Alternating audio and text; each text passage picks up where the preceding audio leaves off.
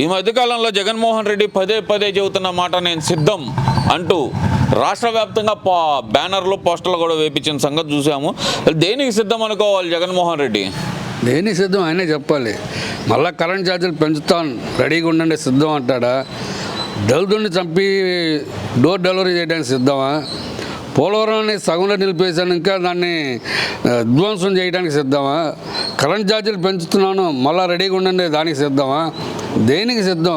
రోడ్లు చూస్తే అధ్వానంగా ఉన్నాయి, మళ్ళీ ఇంకా సిద్ధం చేస్తాను దానికి సిద్ధమా? దేనికి సిద్ధం ఆయనే చెప్పాలి. మరి ఎలక్షన్ వస్తున్నాడు కదా, అయ్యా ఇదిగో దీనికి సిద్ధం చేస్తున్నా, సిద్ధం రెడీగా ఉండండి నేను వస్తున్నా. వాళ్ళు చెప్పాల్సింది ఏంది, అయ్యా పోలవరం కడతాను అని చెప్పాలి. అది చెప్పకుండా నేను సిద్ధం. పోనీ వాళ్ళు చెల్లెలు అడుగుతుందిగా, చెల్లిని సమాధానం చెప్పండి. ఏ అన్నయ్య పోలవరం ఏం చేశావు దానికి సమాధానం చెప్పండి అంటే అది చెప్పరు.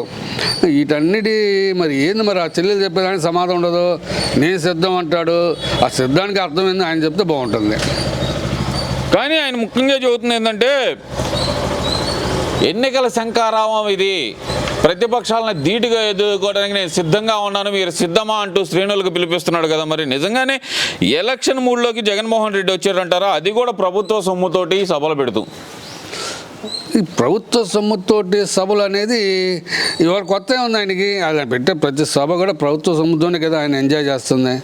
ఇక సిద్ధం ఎలక్షన్ అంటాడా? అసలు ఏంది ఆయన కాన్సెప్ట్ ఏంది? ఇదిగో నేను ఇది చేశాను కనుక నేను మళ్ళా వస్తే మీకు ఇచ్చేస్తాను, దానికి ఎలక్షన్ శంఖారాము పూరిస్తున్నాను, నేను దీనికి సిద్ధం అని చెప్పగలడా? అదేం లేకుండా నేను సిద్ధం అంటే ఏంది? ప్రతిపక్షాన్ని అన్నదొక్కుతాను దానికి సిద్ధం, రోడ్లను సిద్ధం చేస్తాను దానికి సిద్ధం, రైతులని ఇబ్బంది పెడతాను, ఇది కాదు కదా.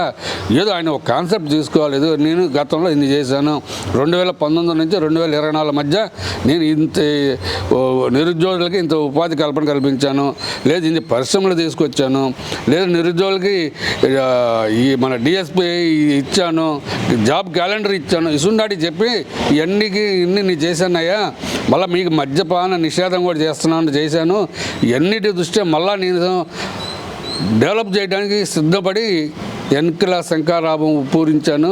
మీరందరూ కూడా నా శ్రేణులు అందరూ మీరు రెడీగా ఉండండి, ఎలక్షన్లో ప్రతిపక్షంలో ఎదుర్కొన్నాం అంటే ఒక అందం ఉంటుంది. ఏం లేదు నేనే సిద్ధం దేని సిద్ధం నా పోలవరం డ్యాము, ఆ డ్యామ్ కడతాను జాతకాలేదు, ఇంకెన్నీ సిద్ధం అంటే ఏంటంటే సిద్ధం అయినా.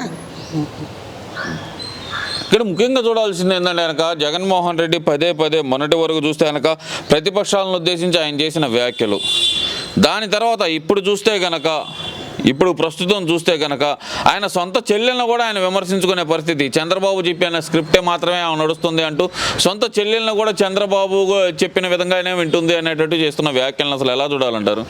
ఇది మటుకు చాలా బాధాకరం అండి. పార్టీలు వేరైనా ఏది ఏమైనా కూడా ఆమె రాజశేఖర రెడ్డి రక్తం, ఆ రక్తాన్ని అతను శంకించే విధంగా మాట్లాడుతున్నది ఆయన సోషల్ మీడియా కానీ ఆ పేటీఎం బ్యాచ్ కానీ. మరీ ఆయన ప్రొద్దుటూరు ఎమ్మెల్యే ఉన్నాడు శివప్రసాద్ రెడ్డి ఎవరో, అలా మాకు దత్తబుద్ధుడికి అంటాడు. నిజంగా సరే ప్రతిపక్షాలు చంద్రబాబు నాయుడు గారి భార్య మీద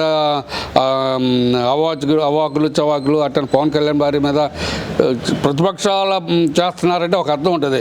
సొంత రక్తం సొంత చెల్లెల మీద కూడా స్పేర్ చేయట్లేదంటే నిజంగా రేపు ఆమెకి ప్రాణ భయం ఉంటుంది. సొంత బాబాయినే మరి ఏం జరిగింది అనేది అందరూ చూశారు. నా పరంగా ఏంటంటే ఒక సామాన్యుడిగా నేను కోరుకుంటుంది ఏంటంటే శ్రీరమలమ్మ గారికి కూడా ఏదైనా సెంట్రల్ గవర్నమెంట్ కేంద్ర ప్రభుత్వం ఏదో రక్షణ కల్పించాలని కోరుతున్నాను. ఇక్కడ ఈ మధ్యకాలంలో చూస్తే కనుక ప్రతి ఒక్కదానికి ఏదైతే కనుక చంద్రబాబు నాయుడు గారి మధ్య అలాగే పవన్ కళ్యాణ్ గారి మధ్య చిచ్చు పెట్టే విధంగా వీళ్ళు చేస్తున్న వ్యాఖ్యలు, పొత్తు విషయంలో తేడా కొట్టింది, వీళ్ళు త్వరలో విడిపోబోతున్నారంటూ చేస్తున్న ప్రచారాన్ని అసలు ఏ విధంగా చూడొచ్చు అంటారు? ప్రచారం నా బొంద, వాళ్ళ చెల్లెలకు సమాధానం చెప్పుకోలేక అది విషయం డైవర్ట్ చేయడానికి పవన్ కళ్యాణ్ చంద్రబాబు మధ్య డిస్ప్యూట్ వచ్చింది, పొత్తు జరిగిపోతుంది, వాళ్ళ బొంద వాళ్ళ శార్థం ఏంది నా అక్కడ ఉంది, అక్కడ చక్క వాళ్ళిద్దరు చక్క కూర్చొని మాట్లాడుకుంటున్నారు. 2-3 రోజుల లిస్ట్ కూడా వచ్చింది, దానికే కంగారు పడితే అట్లా కంగారు పడి ఏదో జరిగిపోయింది, ప్రజలను ఏదో కన్ఫ్యూజ్ చేయాలని ప్రజలందరికీ తెలుసు. వీళ్ళు చేసే వ్యాఖ్యానాలు, ఈ పేటీఎం చేసే సోషల్ మీడియా ప్రచారాలు కూడా ప్రజలు ఎవరు నమ్మే స్థితిలో లేరు. ముఖ్యంగా జనసేన తెలుగుదేశం పార్టీ కార్యకర్తలు ఆ పార్టీ యొక్క శ్రేణులు కూడా మరీ గుర్తుంచుకోవాల్సింది, అధినాయకులు కూడా కార్యకర్తలకి ఒక సందేశం చెప్పారు. ఈ పేటిఎం బ్యాచ్, యూట్యూబ్, ఈ ఛానల్స్ వచ్చే వాటిని ఏటిని నమ్మద్దు. మెయిన్గా ఇదిగో ఇట్లా జరుగుతుంది, ఇది మా ఉమ్మడి ప్రచారం, ఇది మా ఉమ్మడి మేనిఫెస్టో, మా సీట్లు ఇట్లా పంచుకున్నాం, ఇట్లా చేస్తున్నాం అని వాళ్ళుగా చెప్తే నమ్మటం తప్పించి మిగతా ఏ ప్రచారం జరిగినా కూడా నమ్మే పరిస్థితి లేదు. ముందు ఆ చెల్లెలు సమాధానం చెప్పుకోమనండి. తట్టాబుట్టా సర్దయ్యండి, ఇక మీరు బయలుదేరండి, హైదరాబాద్ బయలుదేరండి అంటూ అంబటి రాంబాబు చేస్తున్న వ్యాఖ్యలను అసలు ఎలా చూడొచ్చు అంటారు? ఓ అబ్బో, అందులో అంబటి రాంబాబు సీట్ ఇస్తారు కనుక్కోమనండి. ఆయన సీట్ ఇచ్చినప్పుడు మాట్లాడుకుందాం. ముందు ఆయనకి సీట్ ఇస్తారా లేదా, ఆయన సీట్ సంగతి క్లారిటీ ఉంటే అప్పుడు అంబటి రాంబాబు గారి వ్యాఖ్యానం మీద మనం ఏదైనా మాట్లాడవచ్చు. వేస్ట్ క్యాండిడేట్ గురించి ఎక్కువ మాట్లాడకూడదు. మరి ఈ మధ్యకాలంలో ఎక్కువ చూస్తే కనుక కేసీఆర్ నాని మాట్లాడుతున్న విధానాన్ని అసలు ఏ విధంగా చూడొచ్చు అంటారు? చంద్రబాబు పక్కన ఊరకుక్కలను మేపుతున్నాడు అంటూ తెలుగుదేశం పార్టీ నాయకులను ఉద్దేశించి కేసీఆర్ నాని చేస్తున్న వ్యాఖ్యలను ఎలా చూడాలంటారు? నిన్నటి కూడా ఆయన అదేగా, నిన్నటి వరకు కూడా ఆయన పార్టీలోంచి బయటికి వెళ్ళే రోజు వరకు కూడా చంద్రబాబు గారి పక్కన ఉన్నాడుగా. మరి ఆయనకు కూడా ఆ పదం వర్తించదుగా. ఏ పదం? ఊరకుక్క అనే పదం ఆయనకు కూడా వర్తించదుగా, ఆయన అనుచరులు కూడా వర్తించదుగా. మాట్లాడేటప్పుడు కొద్దిగా నోరు సంభాళించుకొని మాట్లాడాలి. మరి ఈ మధ్యకాలంలో చూస్తే కనుక అంబటి రాంబాబు ఇలాకాలో ఏదైతే సత్యనపల్లి నియోజకవర్గంలో కన్నా గారి మీద జరిగిన దాడి కానీ, అలాగే ఆ దాడి జరగడానికి ఒక 2 గంటల ముందల పెద్దిరెడ్డి చేసిన కామెంట్లు కానీ, తెలుగుదేశం పార్టీ నాయకులు నోరులు అదుపుకోబెట్టుకోపోతే తండ్రి కొడుకుల మీద దాడి తప్పదు అంటూ ఆయన చేసిన వ్యాఖ్యలను అసలు ఎలా చూడొచ్చు అంటారు? ప్రజలు చెప్తున్నారు ఆల్రెడీ. ఆయన సత్యవేడు అనుకుంటా, సత్యవేడు ఎమ్మెల్యే కోనేటి ఆదిమూలం గారు ఆయన చెప్పాడు కదా, ఈ పెద్దిరెడ్డి ఆయన కుటుంబం యొక్క నేపథ్యం 89లో స్కూటర్ మీద తిరిగేవాడు 8,000 కోట్లు ఎలా సంపాదించాడు. రాళ్ళేస్తాడు, ఎవరి మీద రాళ్ళేస్తాయో వచ్చేద్దురా, ఎవరి మీద వేస్తావో. ఆల్రెడీ ప్రజల్లో రాళ్ళతో తరిమి కొడుతున్నారు. ఇక మీరు ప్రస్తావించారు సత్యనపల్లి అంబటి రాంబాబు, కన్నా లక్ష్మీనారాయణ గారికి ఈయనకి ఏమైనా పోలికుందండి. ఆయన 89 నుంచి ఈ గెలుస్తూనే వచ్చాడు. ముఖ్యమంత్రి